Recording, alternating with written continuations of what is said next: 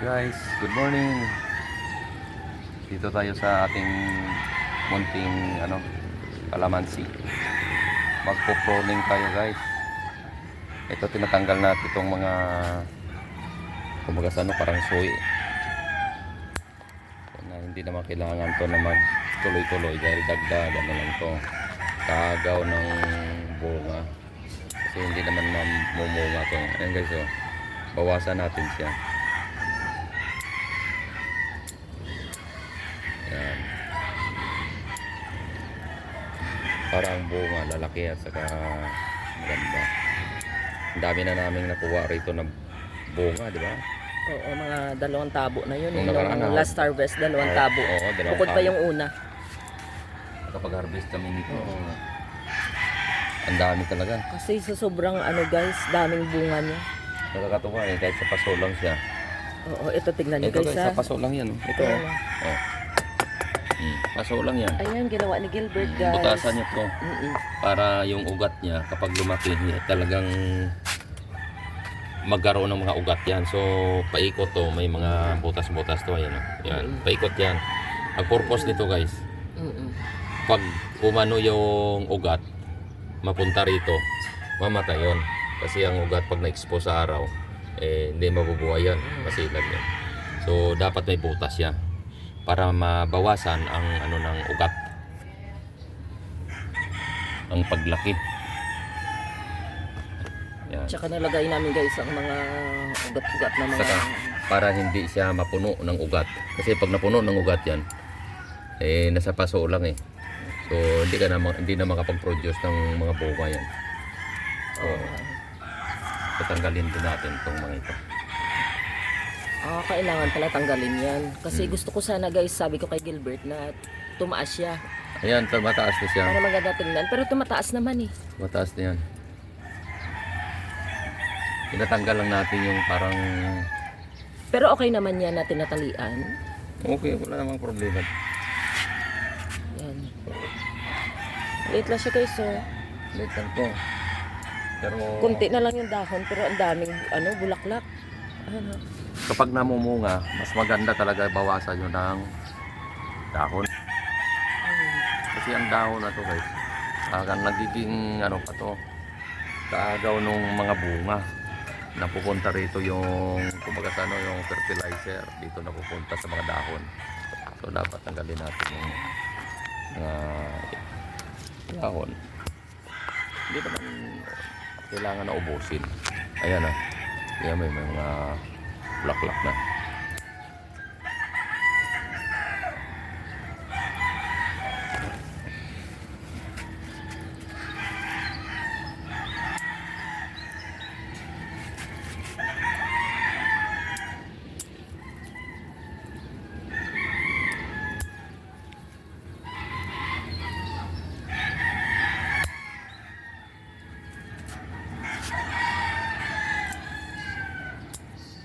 Dati sobrang liit lang to. Ilang years ago na ba to? 4 years ago? Siguro na to, mag-5 taon. Nakatandaan ko 500 yung bili mo nito eh. Medyo malaki na siya na parang sa itim na plastic ba?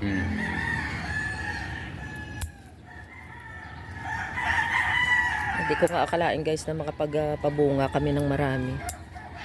Kasi nga dito lang siya sa may karahating drum lang. Stakan dati ito ng tubig namin guys, kaya lang hinati lang ni Gilbert. Tapos nilagay namin dito sa sa tapat ng araw para daw sabi niya, madaling magkaroon ng mga Bunga. bunga. Ang kalamansi kasi, Ang bango ng kalamansi. Ayan. Sa amin to guys sa probinsya, yung dahon nito hinahalo sa biko ang kalamansi kasi yung kasi mabango. hindi naman masilan to na itanim. Kasi anuan mo lang siya ng lupa. Siyempre, fertilizer. Saka matagal yung nito. Igagaya ng ibang mga puno. Kapag tumagal, kailangan mo siyang punutin na dahil hindi na ito Ito habang tumatagal, maganda yung niya. lagyan nyo rin ng mga fertilizer. Mm-mm. Pero ito, ano lang naman eh, yung mga Ano ba yung pinakalagay mo dito na fertilizer dati? dati naglagay ako rito yung Triple 14. Oo, kasi ano talaga siya, boom. Ang daming ano talaga Pero guys, itong bunga. ano na, hindi na ako naglalagay. Kasi ang mga mga dahon, mga damo rito na no, nilagay namin, dito na rin nabubulok at saka nagiging fertilizer na rin siya. Lalo na yung mga balat ng saging.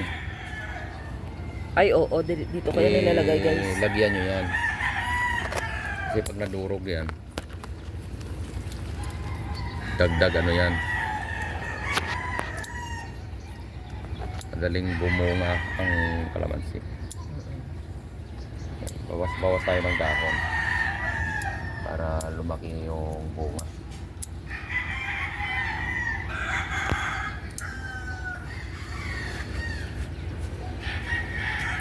Ayan.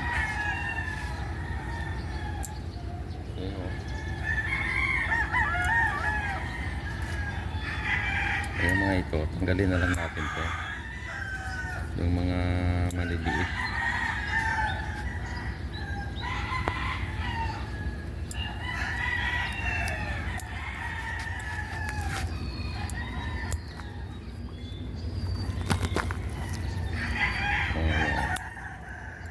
Sige guys, at tapusin ko na lang to. Pero dito sa taas naglalaba kami habang nag-ayos ng aming mga halaman. Ayan guys, yung paligid. Ito pa, halaman namin. Ito nga, kinalawang na oh. So, ikinabit ko yan. Hindi ko pa nalagyan ng primer. Primeran ko to, pero para gumanda. Saka pinturahan. Ayan, mga halaman namin. Ito guys, tingnan nyo yung ano namin, no? Kuyabano. May bunga na siya. Galing pa Nueva Ecija yan eh. Oo. Ayan, sama na rin natin guys ang garden tour natin dito sa taas guys. Ayan, dati kasi paiba-iba yung mga ano dito guys, yung mga halaman nilalagay ko. Kasi ang hirap mag-maintain ng halaman guys, lalo na kung alanganin yung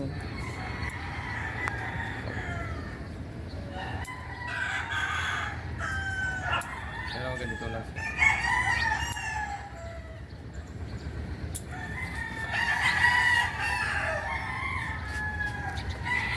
dito naman guys, ayan.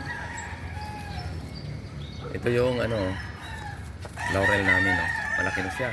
Tagpas na sa akin. Nabili lang namin ito. Magkano natin bilhin ito? 1-2? Ah. 1-2 ano? Mm-mm. O 1-2. 1-2. Ang liit lang. Tingnan nyo naman yung ano niya, yung pinagtaniman. Container, ano lang. Galing lang yan sa bigere na may mga margarine ba. So, malaki na yung puno. Oo, dahil ano siya, auspicious na halaman. Nilagyan ko siya ng yan, mga coins. Pati na, kakatuwa tong ano. Oo, nakakatuwa. Ito yung hinahalo natin sa mga adobo. Oo, adobo. Ng mga maluto-luto yung dahon nito. So, hindi na kami na problema sa mga paglagay-lagay sa magluto ka, adobo, ano pa dyan na kailangan yung dahon nito. Dahil marami oh. Tanggalin lang namin to yung pinaka-magulang niya. Ano? At patuloy. Pero hindi, wag muna natin yung harvest. Gusto yan. ng asawa ko tanggalin daw. Pero Yan, oh. ano, gusto ko Ang kasi ganda marami talaga, siyang oh. dahon. Oo. Taas na oh. Ang ganda ng Tagpas na sa tubo akin. niya. Parang gumanda yung tubo niya simula nung nilabas natin, no? Kailangan kasi makano rin sila sa araw. Ayan, oo. Ba? Oo. Inumakala na magkaroon ka ng laurel dito sa taas. Oo.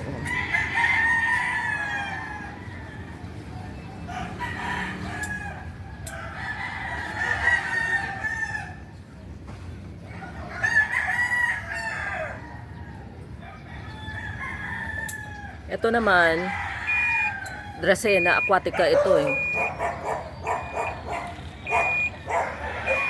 Pero sabi naman na ni Kuya doon sa binilhan namin ng halaman doon sa Pampanga, ano daw to, ang makonsidera din siya na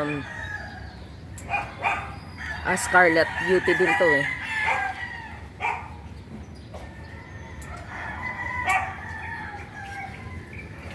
Dito naman sa ano, ay tingnan mo mister, oh may bulaklak na yung ating ano, luyang pula.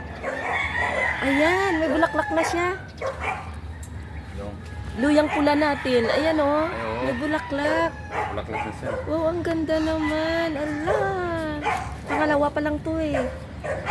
Ayan, gusto niya pala sa may ano araw, pero nagtanim na ako doon ng meron akong dalawa pa doon. Dalawang paso pero ililipat ko nga pala dito. Parang gusto niya pala dito sa may ano, may arawan. Guys, ito dito naman, ayan, guyabano yan.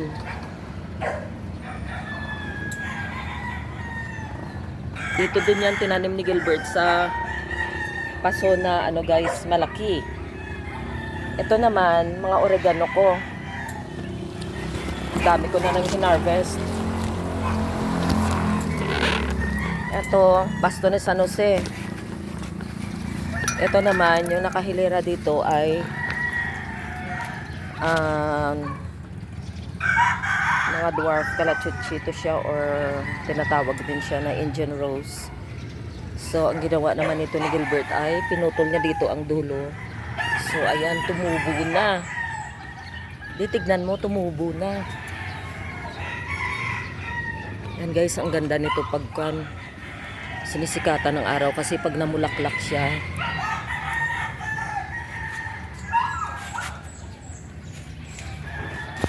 ang daming bulaklak.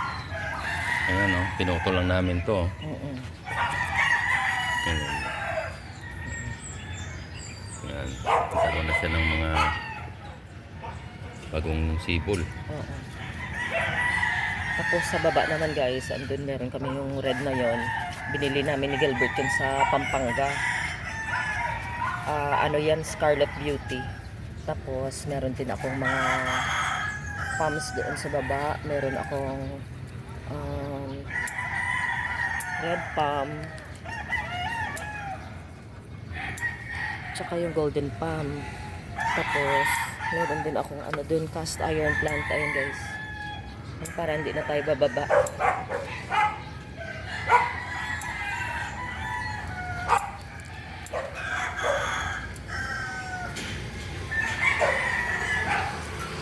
Ayan.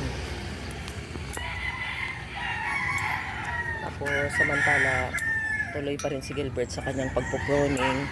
Sige, magtutour muna tayo guys. Ano to eh, kailangan yung kalamansi nyo pa guys, ano to, naka-expose sa araw na hanggat maaari sana mga 8 oras. Kailangan kasi ng kalamansi yung araw. Bakit 8 oras talaga? Halos yun yung pinakaano na kailangan na arawan siya. Hindi siya gaganda at saka hindi siya magkaroon ng bunga na maayos kung walang araw na ano rito. Kailangan kung magkasano, paarawan mo talaga siya. Yan, tapos dito guys sa taas, nag-welding dito si Gilbert ng patungan ng mga halaman din na yan. Papalit-palit din to guys. Oregano na naman yung nilagay ko rito. Nanghinayang kasi ako dito sa oregano ko. Tinatanim ko lang to ng tag-isang paso hanggang sa mapaparami ko siya. Yan kasi, tapos ang ganda ng mga tubo. Ito mga basto ni San Jose lang to. Binigay ng isang kaibigan. May mga natira-tira pang mga bunga. Tapos ito naman cast iron plant. Sige, kunin mo na lang yan mister, yung mga bunga. Lagyan ko ng warm water yan, tsaka inumin ko.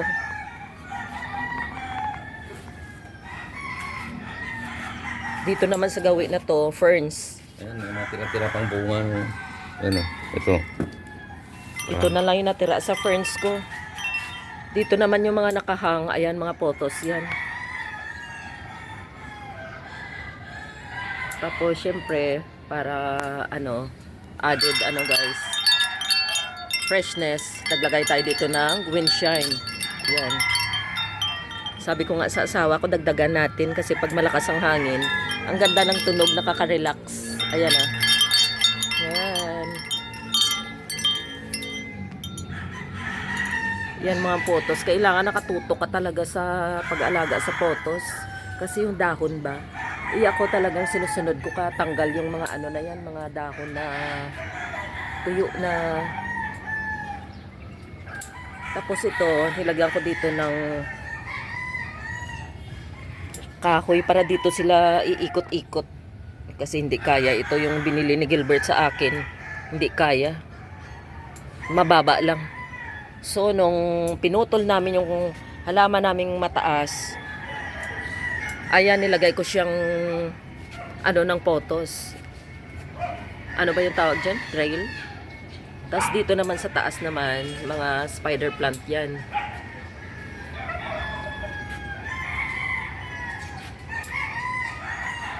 Yan, tapos sa baba, guys, ayun, oregano yan. Yan, natatanda na yung mga branches niya. So, pag-isipan ko pa kung papalitan ko. Pero okay naman kasi ginagawa ko na lang siya na parang bakod dito sa aming grill sa taas. Ayan, ang dami oh. Ano lang siya talaga, madali lang buhayin yung oregano. Tapos dito yung orchids ko. Orchids namin ni Gilbert, ayan, meron na siyang tumubo na guys. Ayan.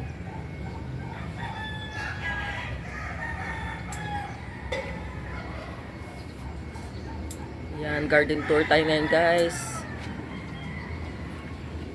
Ayan si Gilbert. Hello, Chiki! Ayan, love namin na aso. Ay, baby Chiki! 2016 pa kasi to guys si Chiki. Kaya yan, hello! Shout out sa aming mga subscribers. Hello po! Hi, Chico Rita! Yan, dito tayo guys. Sige. And ito yung binili namin noong nakanang araw na lupa dun sa ano. Mura lang guys. 3 for 100 lang siya. Yan. Yung loam soil yan. Ginagamit namin ni Gilbert pag kunyari wala na talaga kaming ano dito na lupa. Eh siyempre hindi mo maiwasan yung halaman eh siyempre tatanda. Parang na-expire din ba so kailangan mag-replant ka. I-replant mo siya. Ayan, ito naman mga ano to siya guys, yung mga pinagtatanggal namin ng mga dahon dun sa guyabano. Ano to, tataniman ko ng bibili ako ng tanglad kasi wala na kaming tanglad eh. Hindi ako nakapag-replant bago yun na expired yung mga tanglad. Ayan, ganyan din guys yan. Dito ko ilagay sa malaki. So, paglabas namin mamaya. Tapos dito, ayan, mga photos to guys. Lahat ng hinayang kasi ako. Sabi nga ni Gilbert sa akin, ano na daw, wag na ako magtanim ng ano. Kaya lang nang hinayang ako guys sa mga photos. Kaya ito yan, replant lang ako ng replant. Ayan, dito yan. Pero lahat photos. Meron pa ako dyan na replant sa timba. Kasi nakakaaliw yung ano na guys sa kabukod doon. Siyempre maniplant to, diba? Na re-relax ako sa mga dahon niya. Ayan oo, lalapad. Yung malaking photos na yan ay ibigay din sa akin ng kaibigan ko yan. Tapos ayan, nagreplanta rin kami ni Gilbert ng kalachuchi. Ayan, tinanim niya kagabi. Ayan, nilipat niya. Sabi niya sa akin, wag ko daw paulanan. Ayan guys, 4 lang na paso. Kasi alam niyo guys, mahal ang paso. Pag maraming bibilhin eh, libo din siya. Sobrang tagal ko na ito ng mga hanging plants na to. Nire-replant ko lang. Ayan, dito naman sa taas na to ay mga ano yan, aloe vera. Ayan, isang paso lang din to. Tapos naparami ko rin na ganyang kadami.